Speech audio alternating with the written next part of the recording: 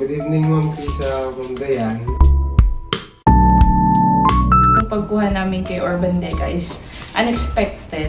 And then, thanks din po sa head namin at familiar kami kay Urban Deca. And then, bukod po kasi doon, nakikita namin siya sa social media. So, naging exposed din, familiar kami sa kanya.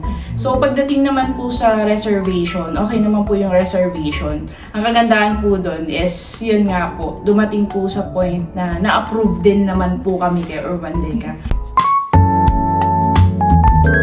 Service po ni Sir Raf or si Agent Raf, maayos po siya. Responsive po si Sir if any queries or help po yung kailangan namin sa kanya na ibibigay po niya. And then, responsive po talaga siya na agent.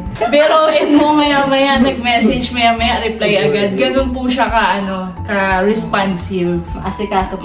Maasikasyong agent siya. Worth it naman po, tsaka deserve mo naman kung matagal mo na talagang gusto magkaroon ng house or unit. Thank you po kay Agent Raf for assisting us from reservation, processing ng loan hanggang sa nakapag-move in po kami. Thank you. Thank you rin po.